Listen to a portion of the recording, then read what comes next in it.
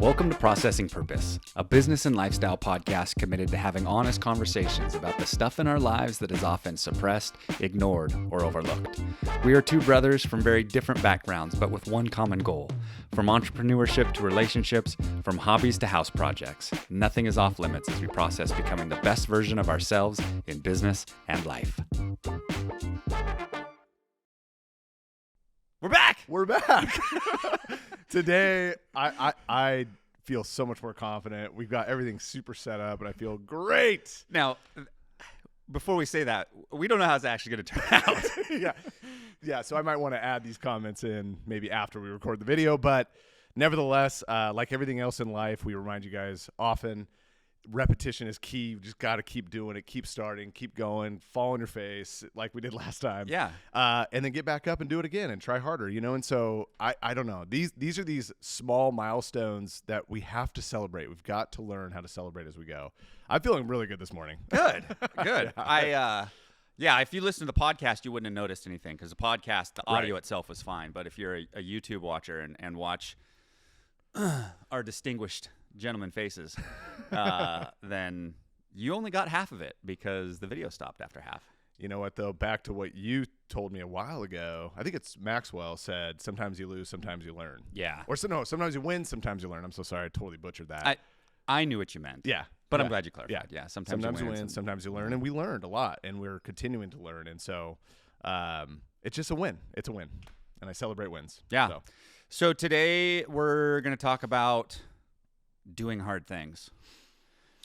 Yeah, that's a big topic. Yeah. Everyone faces adversity at some level in their life, but we're really going to probably hone in on how we handle hard things and how we look at hard things and pursue them and maybe even chunk them down and look at them in bite-sized pieces instead of this overwhelming, overarching issue.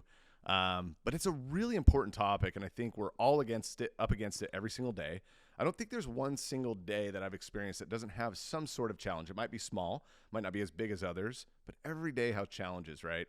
In fact, Buddhism itself is all about avoiding suffering, right? That the whole philosophy behind it is that life is suffering. And I'm not putting a dark or negative stamp on that. I think we're all aware that life comes with challenges, but it's really important to really take a look at how you handle them and how you handle yourself through them. You sent me some interesting videos lately, and there's just a lot I've learned along through my own journey, but it's really fun to hear other people's overcoming stories because you learn so much from those stories as well. Yeah, totally. You mentioned suffering, and I think that probably could be a whole episode by itself. For sure. Because I think that most of the suffering that we experience, as Americans at least, is self-imposed. Sure. I mean, it's because of the expectations that we set or, and a misalignment of priorities or where we thought we were going or what should be happening, right? In air quotes and anyways. Yes. Well, let's kick it off by maybe talking about a certain season or a time in your life. Maybe you faced a hard thing. Maybe it's now. Maybe you're like, I'm up against it right now, man. Yeah. I'm banging my head against the wall. Let's talk about that. Let's talk about past history, and maybe talk about too your conversation with Van, with your son. I think that's we're parents, we're young parents. We're learning a lot about that and how to navigate parenting and in conversations with our children. So let's talk about that. Yeah. So really, the topic came about, and we recorded 3 days ago, so not a lot of time has gone by since our last recording. And kind of one of the premises that you and I have is like, what are we currently dealing with? Right. Is like, that'll be our topic. And so when we came in here today, it's like, so anything happened since Friday? Yeah. And one of the things that did transpire was I spent some time yesterday talking with my oldest, Van, about doing hard things. And so the background on it is he has decided, he's 11, so I'm going to even put that in air quotes, like how much can you really decide at 11 what you want to do when you get big? But right. Being a pilot is something that is really important to him.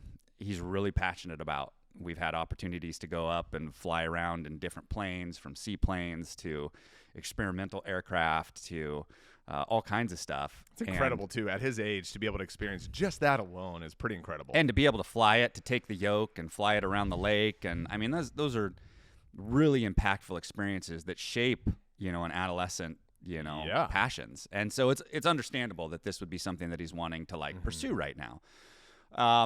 Now, will it stay that way? I don't know. But what happened last night is, so for Christmas, another part of this story is that we got him a flight simulator.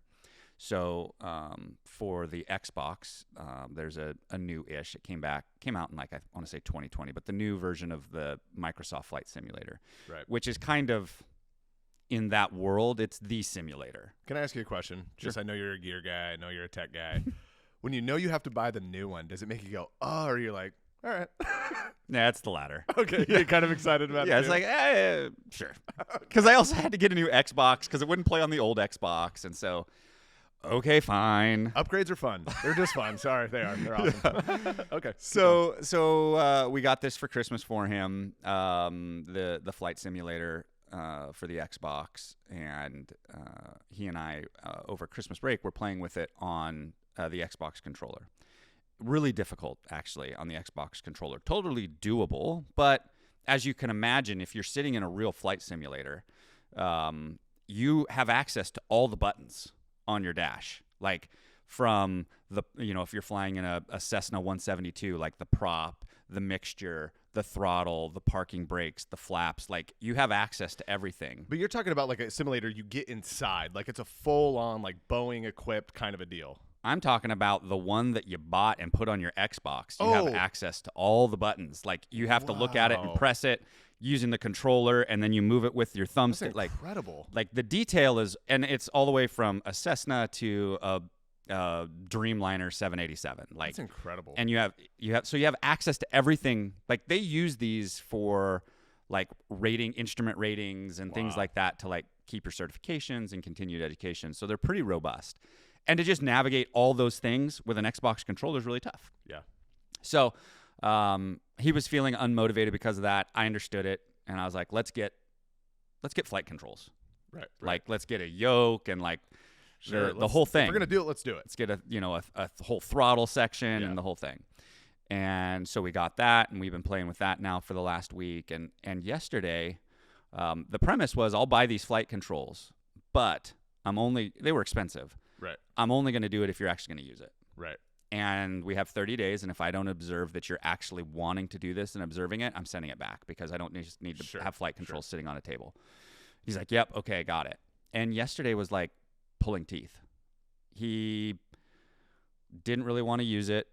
I was sitting down using it. I was sitting around going through flight training, taking off and landing and working on how all the buttons and switches work. And I was like, Van, you want to go at this? He's like, no, I'm good. So I'm just observing this, right? And it's not like you have to want to do it all the time. Sure. But I could tell there was something else going on. Sure. And so I asked him, I was like, should I just send these back? Like real talk. And he's like, I don't know. So I could tell something was going on. So I let it be. He ended up jumping on and did like one round of training, which was literally like 5 minutes, and was out. And so I was like, all right, what's the deal, dude? And he's like, well, I just thought that, once I got the flight controls that I'd just master it a whole lot quicker. And I was like, okay. So it's hard. Yeah, it's hard, Dad.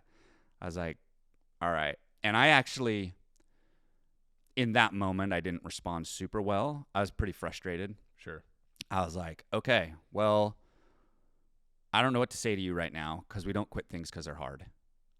And I don't know how to, in this moment, to help you navigate this. So I'm walking away for right now. I'm not doing it.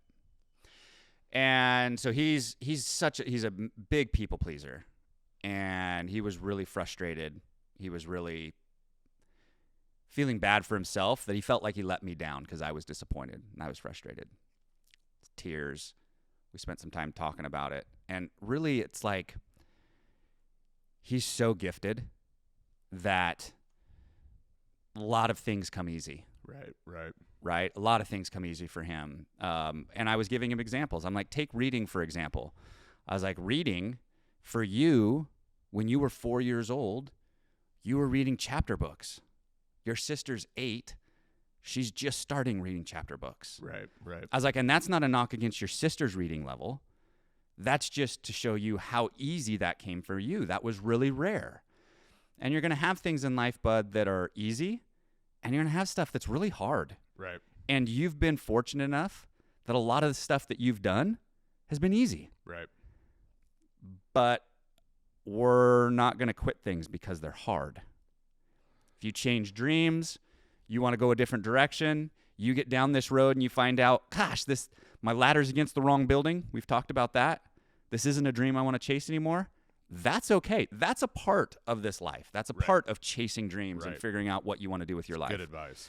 But we don't quit because things get hard, because a lot of things in life are going to be hard. Yeah. And so that conversation went multiple directions, and obviously I'll probably dovetail a lot of things, but that was the premise of it. And it was a long conversation.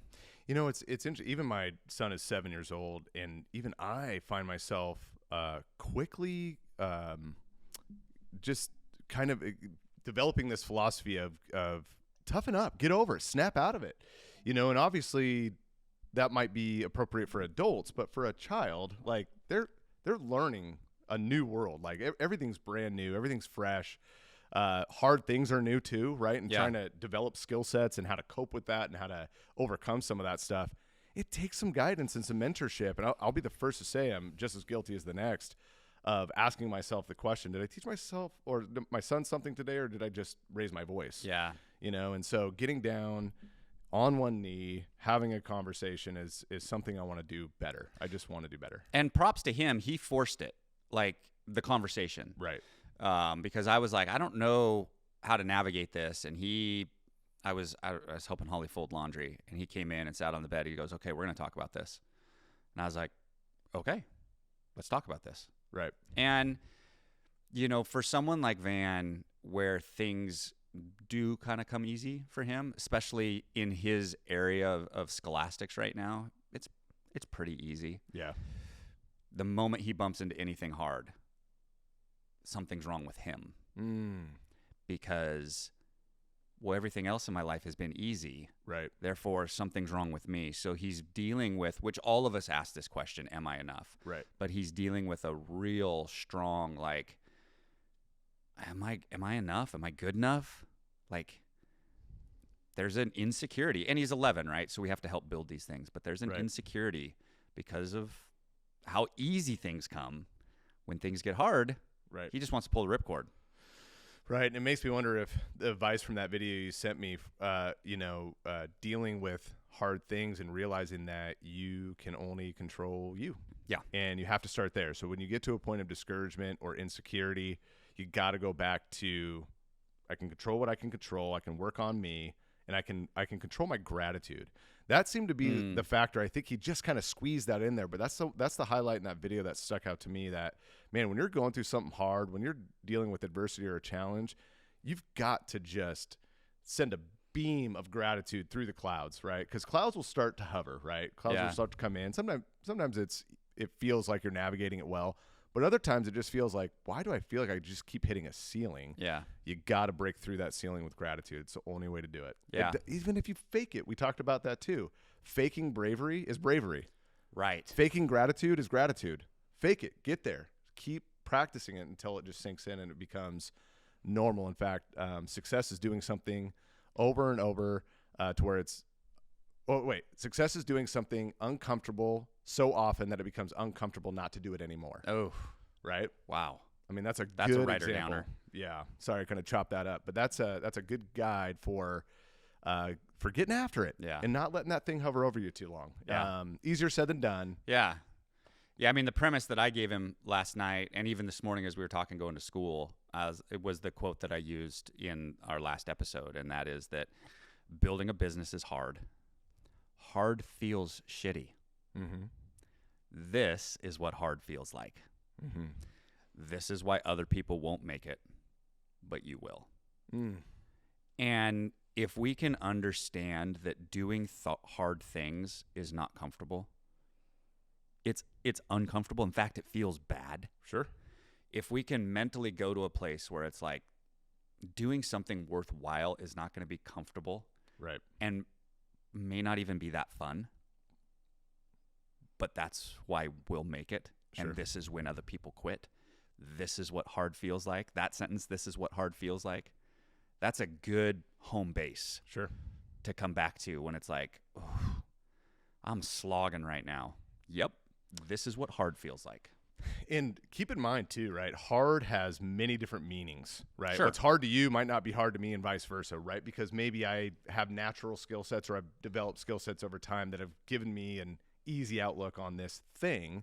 So just keep that in mind, that your hard might be very different from somebody else's hard, but don't minimize that. That's still difficult for you, and it's right, just it's relative. not natural to you. Yeah. Right? It doesn't come natural. You haven't done it very often or at all. And why would it come easy? I love, even I do this. Like remember I told you I made my first pizza? Sure. I'm a big cook. I love to cook. It's one of my passions. Anyone that's tasted some of my food knows that it's pretty good. It's really good, actually. My first pizza was terrible. It tasted like cardboard. I don't know what I did wrong. I literally followed every direction perfectly, and it was awful. And I expected it to be great. Yeah. Why? It was my first pizza. I'm not a pizza maker. Right. I've never done it. I'm not Italian, although you don't need to be Italian to make pizza. Especially since I think pizza's Greek. I'm just failing. But anyway, just know that your first time doing anything, expect to suck at it. And if you end up being good at it, which is very rare, but it happens, you're like, whoa, okay. Then that's maybe a natural, skill set or a natural gift that you've been given physically or whatever else. Use it and keep moving toward it. But just don't have this weird false expectation that you're going to start something, just be a master at it the first time. Like Van was discouraged about. Dude, it takes a lot of repetition. It takes a lot of repetition. I love what my buddy Brad says. He's in my mastermind, and he says, when you start doing something for the first time, you suck at it. Yeah. If you work really hard for a long time, you still suck at it. Sure. But if you work long enough and hard enough, it will eventually get easier. Right. And we miss the middle. We miss number 2 of that if you do this long enough, you're still going to suck at it. Right. If you do it a long time, you're still going to suck. Right. And so I was talking with Van. I was like, okay, Van, how many hours have you put in on the flight simulator so far? He's like, less than an hour. I was like, okay, less than an hour. Yeah. I was like, is it reasonable to think that you're going to master something in less than an hour? He's like, no. I'm like, no. I was like, but is it easier now, today, than it was day one? He's like, yeah. So is it reasonable to think that if you put 10 hours in, that you probably will be getting the hang of it? Yeah. Okay.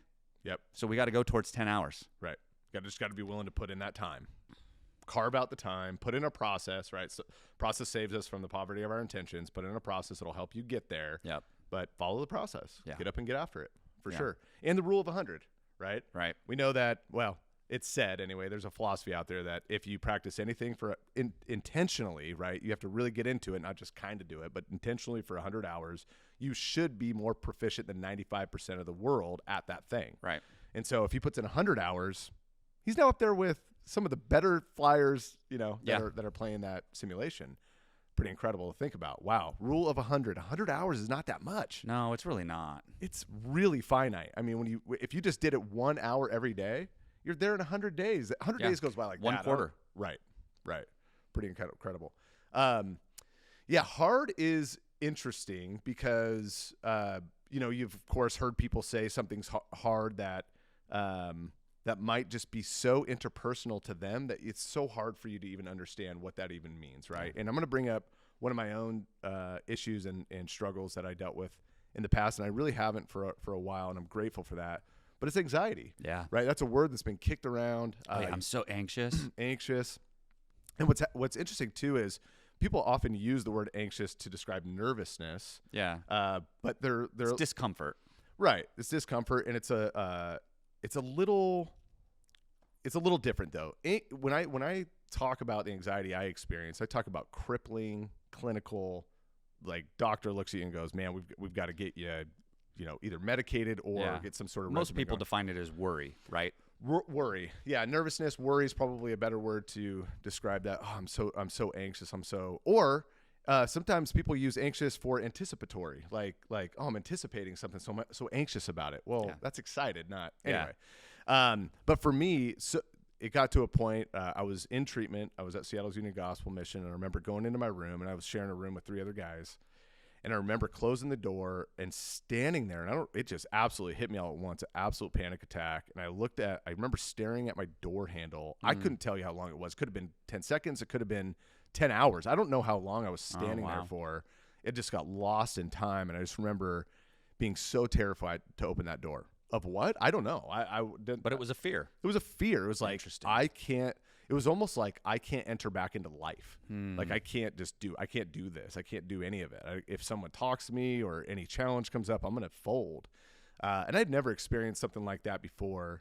But eventually, surely, with prayer, with time, I got over it, right? And I worked through it. Now, I had many, many battles with that. I wouldn't say to that degree. That was the most extreme I ever experienced.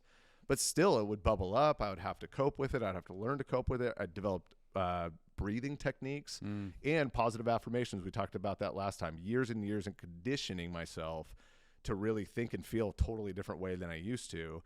And that is coping. That's coping mechanisms to handle life where some of us may not have learned those things or maybe there's some sort of imbalance. So now we have to relearn these things in a new way and rewire our brain.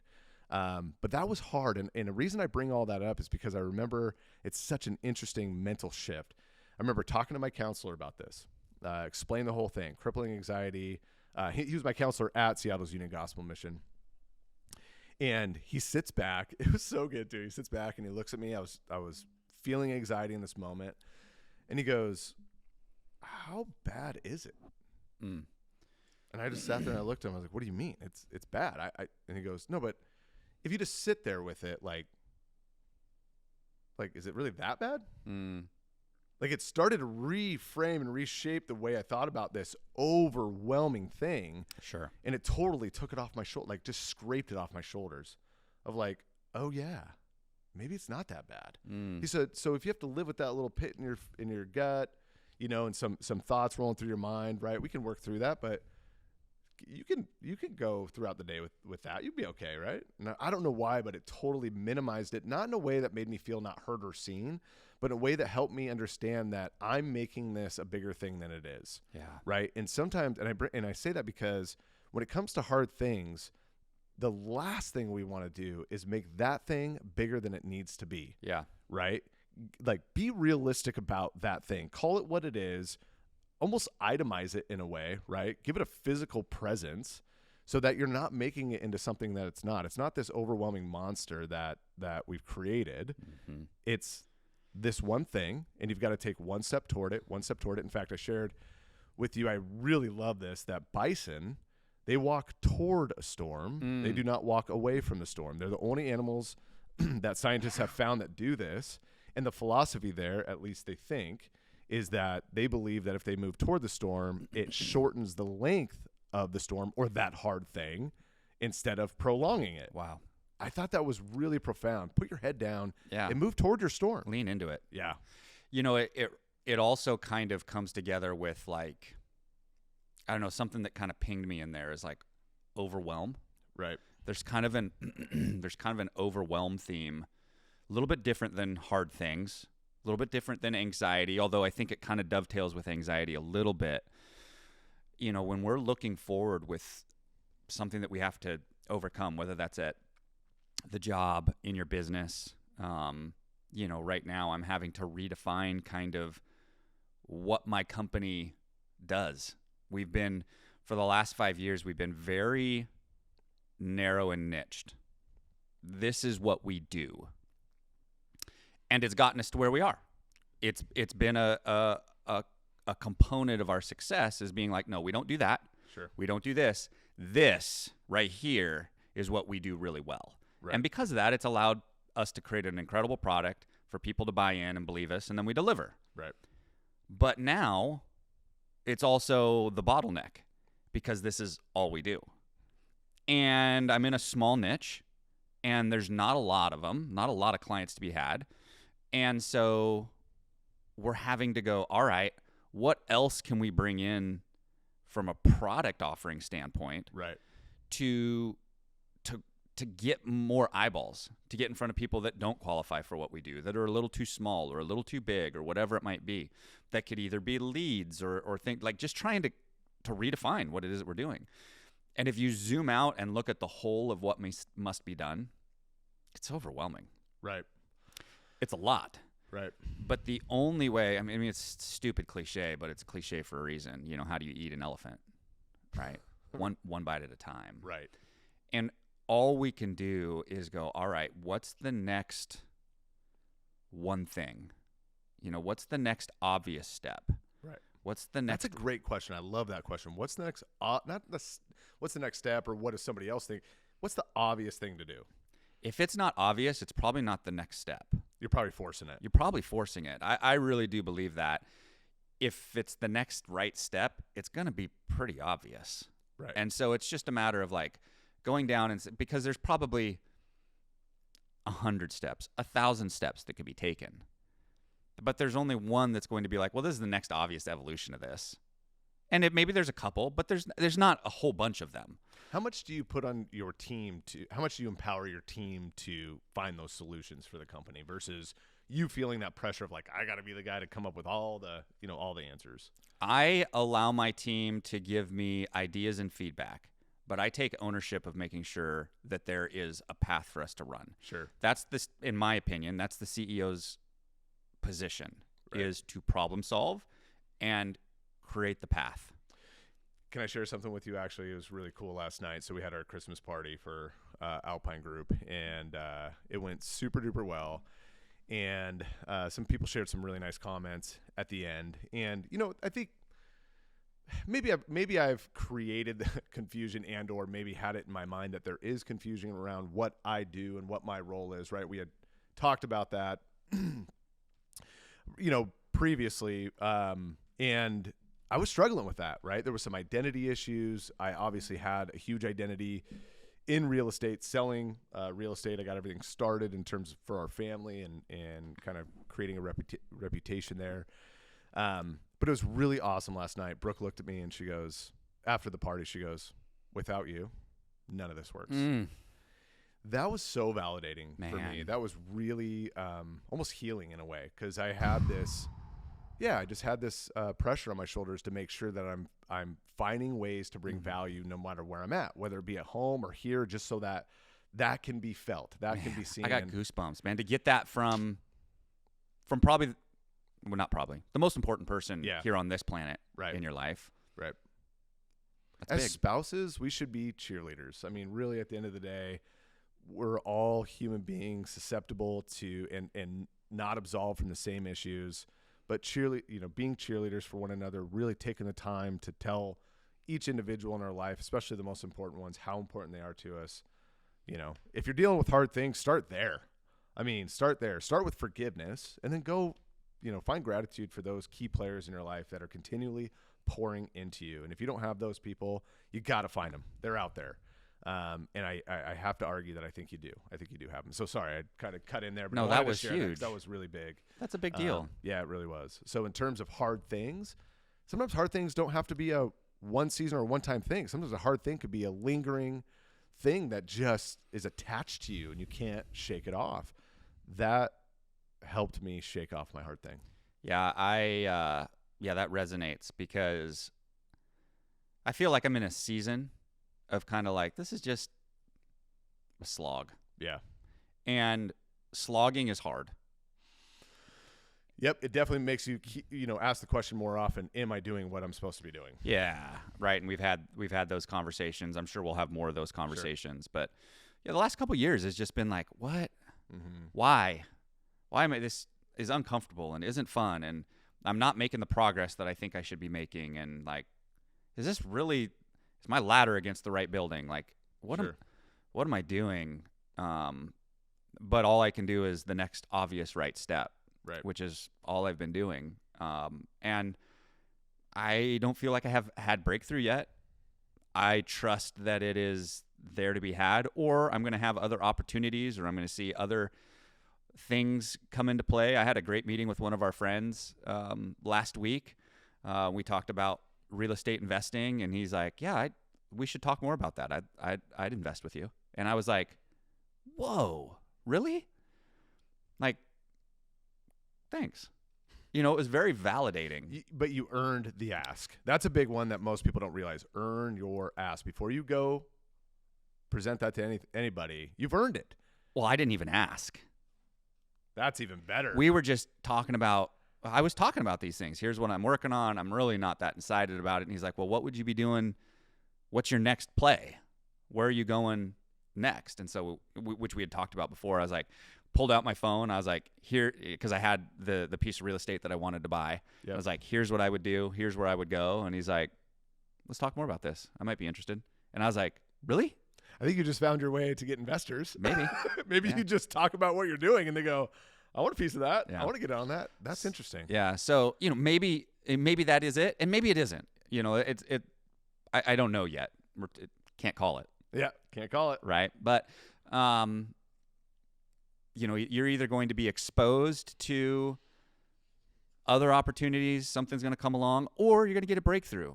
Right. But we have to shout back to other episodes. We have to surrender the outcome, especially in the midst of hard things. You cannot focus on when is the hard thing going to be over, because that's not in your control. The only thing that is in your control is the pursuit of effort and creating the best version of the product that's in front of you. Right. And trusting that the outcome will take care of itself. And sometimes the hard thing is pivoting itself, right? We talk about pivoting like it's easy breezy. I'll just pivot, do a new thing. That's hard. Because you said it a couple days ago or maybe a couple weeks ago that in order to change, you must first start by admitting your current version of yourself is not good enough. And I ran into this in real estate. I developed a philosophy, and I think I've talked about this a little bit before, but I developed a philosophy. I got really excited about it and actually developed a deep belief that this is true, that I can take anybody off the street, anybody that wants to be a real estate agent, I can take you off the street, I can teach you the skill sets, create lead generation levers that will put you in a winning position. It took me about 1.5 years, a lot of trial and error, a lot of working through stuff, a lot of mistakes I made too, by all means. I don't want to sit here and say nobody stepped up and played the game. I certainly learned some serious lessons also. But I then, when I shifted my perspective, I then had to admit that was not a model that works, that it actually is a failing model, that not everybody should be in real estate because certain personalities are made for it and certain personalities are not, right? Yeah. We talk about Jim Collins and Good to Great a lot, that putting the right people on the right seats on the bus are super important. Yeah. Not just getting them on the bus, but the right seats on the bus. And they're just certain people with certain skill sets that can do things better than others. Like Gary Keller had said once, just remember, somebody will whistle to work to do all the things you don't want to do. Yeah. There's just people who are designed and wired that are so different from you to do those things. And so I had to develop this philosophy that, okay, what I thought or what I believed to be true is actually not true. And there was a grief process to that too. I went through it. You kind of walked through it with me, I'd say. Kind of last winter. Yeah. There was some heaviness last winter that I went through, some seasonal stuff that you guys all went through it with me too. And we talked through those things, working through hard stuff. But I had to get to a place where I realized I need a new model. I need a new philosophy that actually makes sense in this lane, in this industry. And so I did. So me and my operations director, we sat down, we decided, okay, if we're going to try to grow this thing and actually do this thing the right way, I'm going to form a firm. I'm going to start creating systems around each agent that already knows how to produce, that already is a good agent, right? That I don't have to teach them all the foundational skills. They already have them. And then I can support them in a way that gives them their time back so they can go make more money and have more time with friends and family.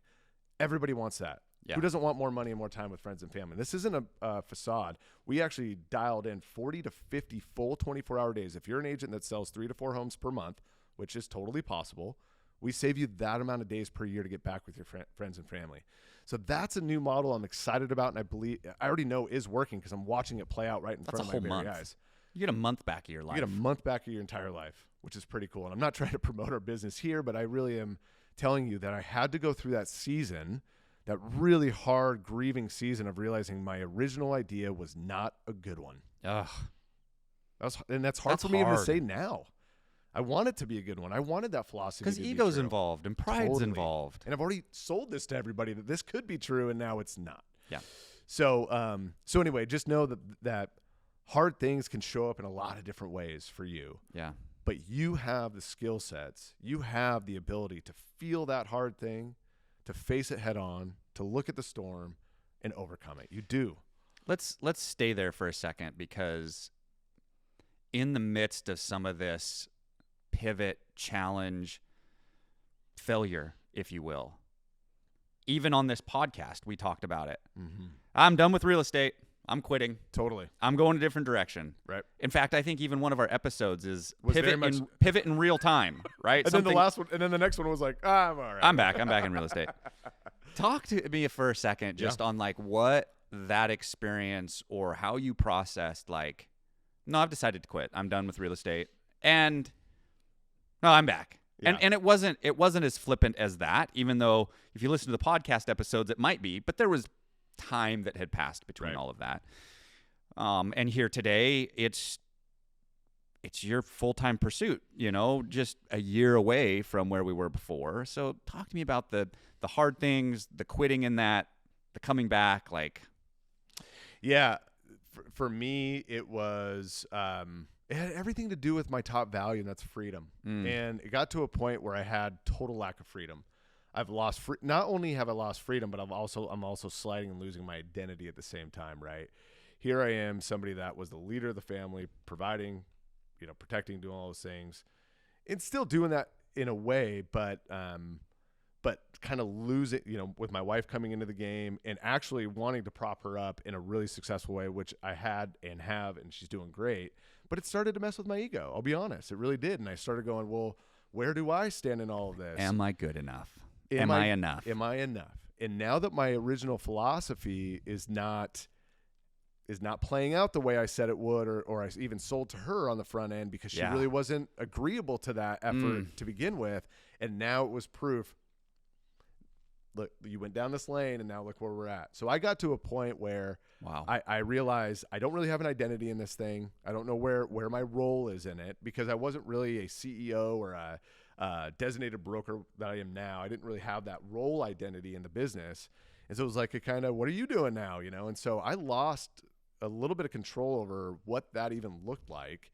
And then that paired with no freedom, I got to an eject point, right? Yeah. I just was wanting to hit the eject button, pop the seat out of the plane, and take my parachute and go elsewhere. Yeah. And I know that sounds silly, but I wanted to find. You had talked about like, I just want a house in the mountains. I just want to get away from everybody. I don't want anything to do with this life. Totally. And then obviously really latched on to barbecue. Still have. I still love barbecue. I made ribs the other night. Nothing wrong with that. Amazing. Frickin' A, they were good. Anyway, but I still have formed an identity in that, which I'm super in love with still, and I'm glad I did. So, maybe you can look and again connect the dots looking back. Sure, it's easy looking backwards. But now that I look back, maybe there was that timeout so that I could form this new identity and have that as a part of my ethos. So I don't know. You can make sense of all that looking back and sure. and try to rationalize all that all you can. But why I decided to step back in, right, and get excited about it again was because of what I said before. Now we have a model that makes sense. Yeah. That is designed for a lifestyle that I'm excited about, that will eventually give me more freedom. It was interesting. I made the comment to myself over and over and over within the last couple of years. I just want to figure out a career that I can work my absolute butt off January through March and then coast the rest of the year. I know that's like, geez, dude, welcome to a dream life. But I kind of have. and what I mean by that is I still am working throughout the year. Don't get me wrong. I'm going to be putting on events this year and working with community stuff. So I'm going to be very busy all year, which I'm equally as excited about. But anyway, let's spin on to you. I think I feel like I've kind of gone down a track. No, I mean, it's important because we're all, I think at times we all find ourselves in a place that's like, this isn't where I meant to be. This isn't where I wanted to end up. Right. And if you stay in that mind space, you stay in that head space, it can be crippling. Mm-hmm. It's like, I don't know where to go from here. I don't know what to give my energies to. I'm unmotivated. I'm wanting out. Yeah. And on some level, we have to reinvent, Mm-hmm. but we have to let, and you said it well, there was grief in there. We have to let what we thought this was going to look like die. Mm. And that is in and of itself a hard thing. That's really, really hard. Mm-hmm. Because there's multiple things. We have our ego and pride on the line. Well, you said it. Like, I had told people this is what I was going to do. I had brought people along into my system. I had brought them along saying, I am going to help you. You told friends, you told me, like, this is what you even had a thing, like, I don't remember what it was exactly, but it was like 100 and 100. Like, I'm going to get 100 people to $100,000 a year or something like that. Sure. You had like you had like a thesis. Or a theme thesis? to it. A whole something. Yeah. But there was an element of like, this is what I'm building. And then you start down this path and you're like, ooh, this isn't what I want to do. Right. And yet I told everybody this is what I wanted to do. Now what? Right. And not only is the pursuit of something hard, but the pivot, which is really where you kind of started on this, can be equally as hard because it's more internally hard. Right. And not that any of it isn't internal. I think for the most part we're talking about internal difficulty. Sure. But being willing to step off of something and going, I was wrong, that's not easy for any of us. Right. Man. So from the bottom of my heart, I'm incredibly proud of you. Thanks, man. Like, just watching you navigate, this is where I'm going, and then going, nope, I'm done. And then, well, maybe this. And going, well, I don't know how to make money with that. And then, okay, this is what I'm going to do. You've taken what's been given to you. You made some bad calls. You made some great calls.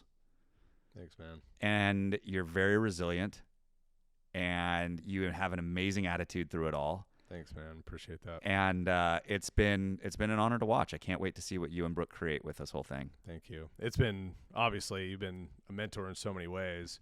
I appreciate those words. That means a lot to me. And it's been equally as exciting watching you sell your companies, grow another one, pick it up and go again. And yeah, I think as long as enthusiasm's a choice. Yeah. You know, it's a choice. And I think we think it just comes. Like, it's a feeling that I have that you get from your environment and your experiences. Not always. Yeah, and I'd actually stretch it and say faked enthusiasm is enthusiasm. Yeah. Be enthusiastic. Be excited about what you're doing, and you can make that a choice every day. Now, I think, too, foundationally, I think we'd be remiss without saying everything feels way harder if you don't take care of yourself. Oof. If you don't get proper sleep, if you're not and I admittedly, right, I want to get back into a flow of exercise. I need to be doing that. I know I'll feel better. Exercise, spiritual health, all those things. If you're not taking time to meditate, all those things on a daily basis, not weekly, daily basis, everything's going to feel harder. You can't give what you don't have. Right. You can only keep what you give away, right? You can't give what you don't have. And if you're not taking care of yourself, there's going to be less to give. That's right. To your family, to your company, to your community. There's just less of you. Right. You're not the best version of yourself. Right. Yeah. So start there. I mean, foundationally work on you. You know those things. You know whether or not you're getting proper sleep or eating right. And that's going to be hard too. Yeah. That's going to be a challenge. But go back to our last episode. Start with some habitual changes, right? Mm-hmm. In your daily routine, daily rituals, whatever it looks like. Create processes for yourself. Make your habitual changes easier, so easy that you can't not do them.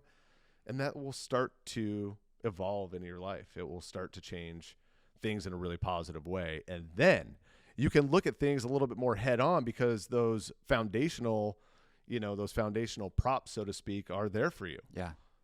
So I think it's one of the things that I like about, it's going to seem random, but it does tie in, cold plunging. Right. Like getting in, literally yesterday when I got in, I broke the ice on the top of the cold plunge because it sits outside. Right. And it had ice. And I'm like, okay, it's going to be like 35 degrees in here. Right. And when you get in, it is almost suffocatingly cold. Wow. It's like forcing yourself. You're really selling it to me, man. You're having to force yourself to be like, breathe. And it's not easy. And you have to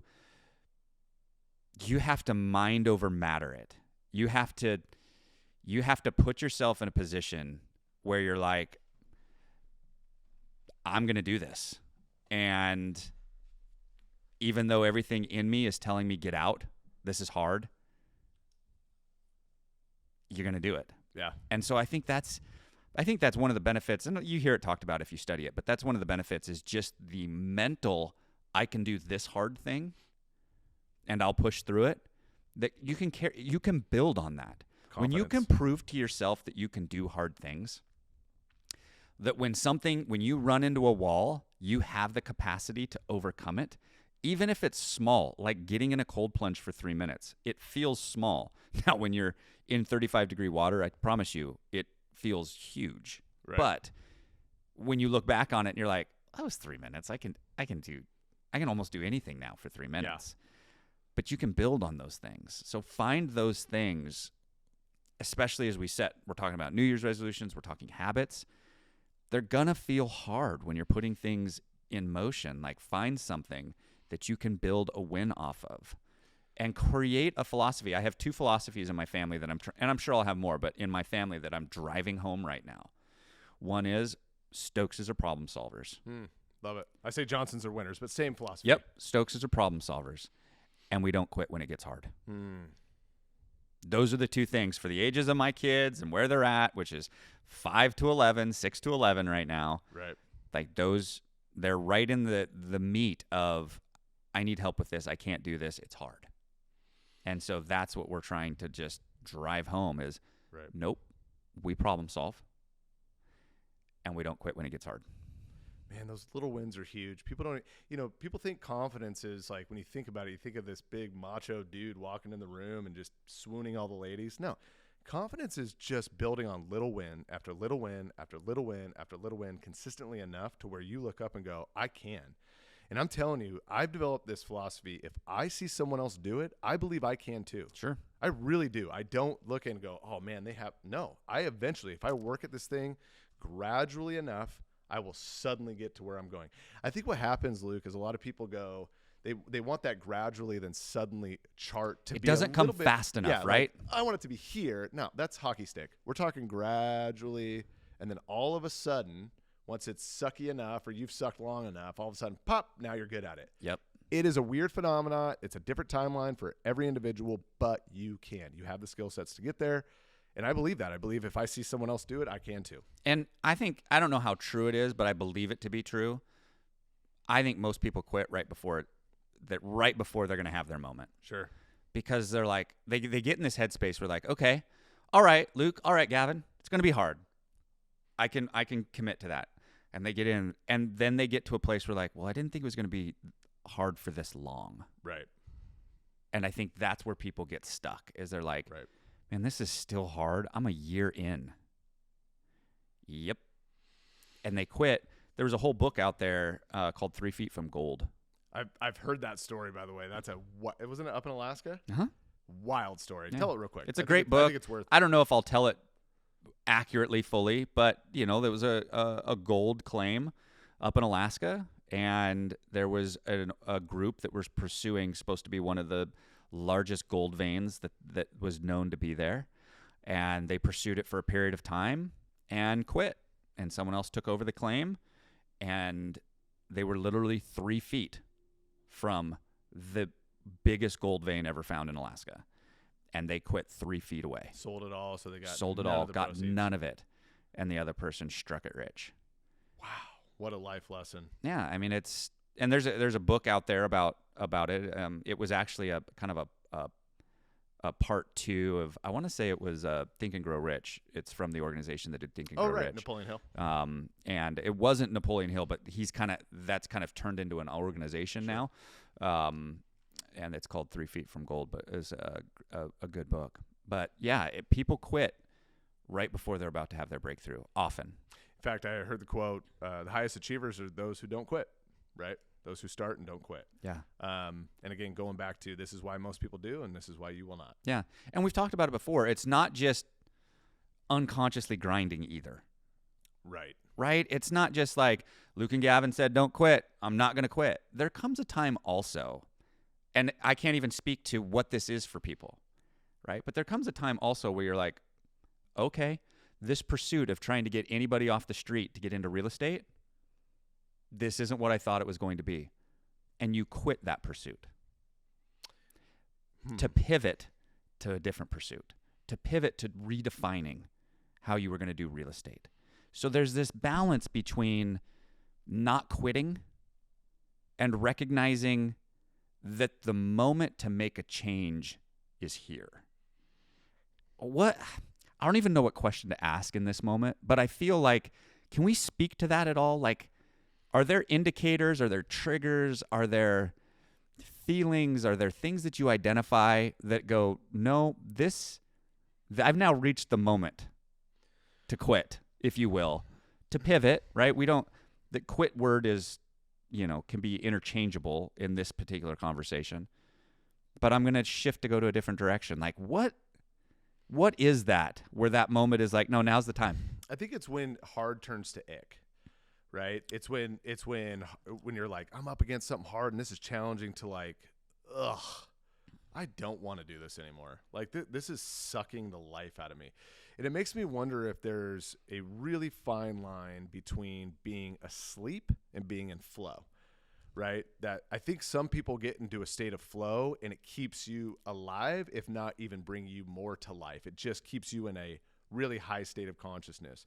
Where I think as some people get into a slog and just do it because don't quit, keep doing it, but then they fall asleep. So they're consciously asleep doing this thing and just eating away at their life, their lifestyle, everything else. And where that line is for people, where it goes from being hard to like, this is going nowhere and I just hate this. It's one thing to plow through a hard thing. It's another thing to do something you hate. Yeah. Right. And doing something you hate has in my opinion, for me personally, has everything to do with doing something I'm never designed to do. Right. Like I'm not ever going to be a middle manager. I'm not saying there's anything wrong with that. If you are, by all means, keep doing it if you feel that that's for you. But it would literally be a slow death for me. Yeah. I don't even want to get into the details of that. It makes me anxious to even talk about it.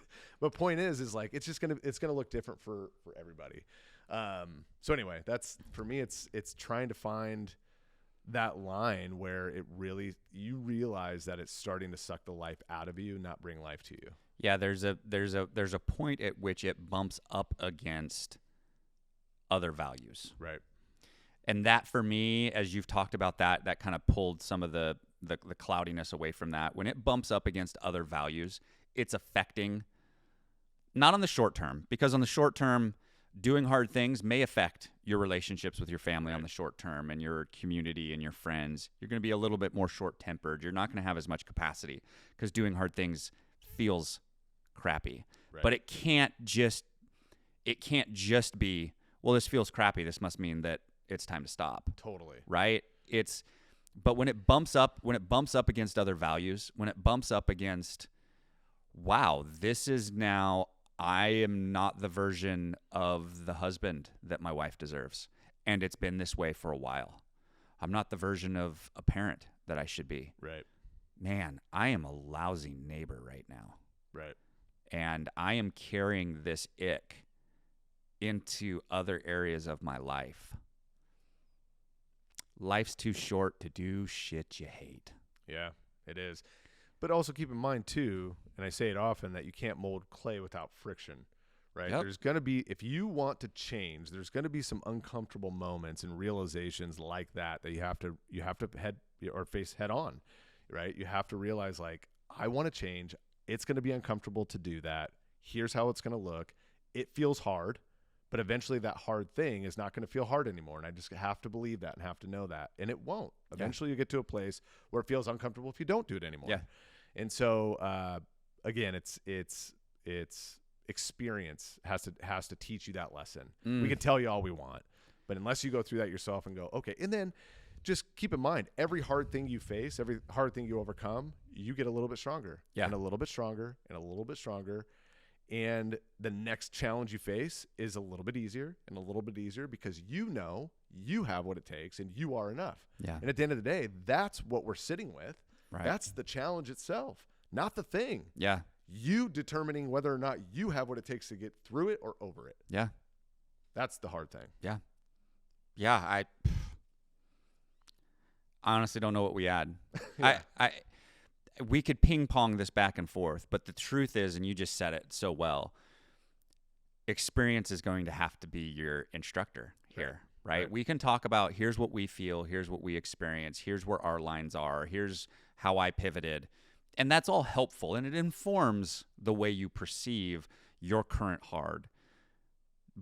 But there's not going to be a hard and fast rule of like, and here's where you pivot, and here's where you push. Like, it's not that black and white. It's very gray, and it's going to be different for you than it is for me, than it is for our listener. You have to be okay making wrong decisions in this too, and looking backwards and going, man, I gave that one 6 more months than I should have. Or you might make a bad decision the other direction and go, I was 3 feet away. The next guy, he did it. Right. Okay, I won't give up so soon. And unfortunately, those are the lessons, those painful ones, those hard ones are the ones that we remember. Right. And as much as you and I can pontificate on it, it's going to take real world, real life experience to be like, where are my lines? And what does it feel like inside when it's time? Mm-hmm. And what does it feel like inside when it's the moment to lean in? You are not alone. Yeah. There are many thousands of people who are going through something very similar right now in this very time. You need cheerleaders. You need love and support. If you don't have it, it's out there. Go find your clique, go find your crew, go find your life partners, or just simply lean into those around you. Use that love and support, especially when you're going through hard stuff. I talked about last time. Relationships are the handlebars of life. They will pull you back in when you fall out. Mm-hmm. Utilize them as best you can. I'd say first and foremost, use the support you have when you're going through something tough. Yeah. Yeah, that's huge. I love that. My mastermind has been a key component of being like, all right, guys, here's where I'm at. Here's what I've been working on. Am I being a whiner here? Like, do I just need to push into this and like get through it? Or is this telling me something? Like, This is where mentors and coaches and developing relationships of somebody that's seen a little bit more than you have will be so instrumental in limiting the mistakes. It's not going to prevent them, but it's going to limit the pain. It's going to limit the hard. It's going to limit the difficulty and allow you to move quickly. We are created for community. Yeah. Really important to realize that, practice that on a regular basis. It's really easy to fall into that hole and just go, I'm all alone. Woe is me. We do it too. Don't get me wrong. I'm not trying to act like we're bigger and better. We're just saying life is so much easier to navigate when you have a few friends around you, behind you, in front of you, guiding you along the path. Yep. It really is. So love it. Cool. Great conversation. Absolutely. Love you, brother. Thanks for this. And we're out. Likewise. We out. Thank you for tuning in to Processing Purpose. We hope you grabbed a few golden nuggets to take one step forward in your journey of life and business. Please remember to like and subscribe our channel if you'd like to get more content to help you build and grow everything around you. Make today your best day. Today is day one.